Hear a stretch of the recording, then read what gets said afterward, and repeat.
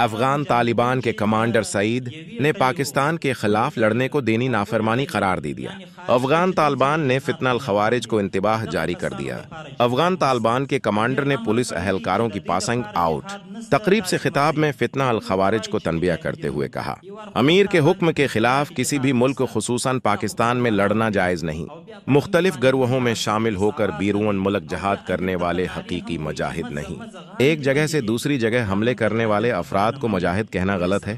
جہاد کا اعلان یا اجازت دینا صرف ریاستی امیر کا اختیار ہے، کسی گروہ یا فرد کا نہیں۔ دفاعی ماہرین نے کہا ہے، یہ بیان پاکستان کی داخلی سلامتی، بیانیے اور عالمی سطح پر سفارتی موقف کو مضبوط کرتا ہے۔ بھارتی پروکسیز اور بھارتی ایما پر فتنہ الخوارج کا نام نہاد جہاد دراصل اسلام، ریاست اور امن کے خلاف دہشت گردی ہے۔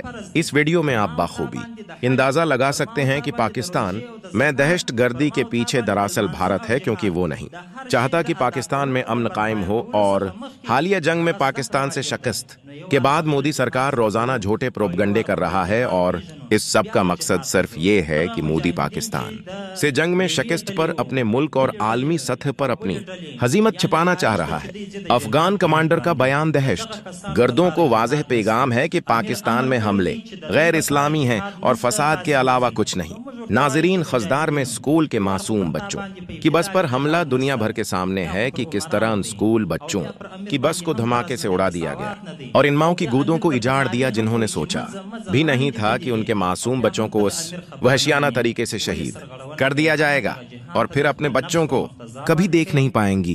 اس لیے اس ویڈیو میں آپ سے گزارش ہے کہ آپ فتنہ الہندوستان، جس کی سرپرستی بھارت کر رہا ہے، اس کو عالمی سطح شکست دیں تاکہ پاکستان سمیت خطے میں امن قائم ہو اور بھارت کے ناپاک عزائم کو خاک میں ملایا جا سکے۔ اس ویڈیو کو زیادہ سے زیادہ دوستوں کو شیئر کریں تاکہ اس فتنے کو شکست دی جا سکے۔ فتنہ الہندوستان اسلام کے نام پر دہشت گردی کو نام نہاد جہاد کا نام پر دنیا کو گمراہ کر رہا ہے۔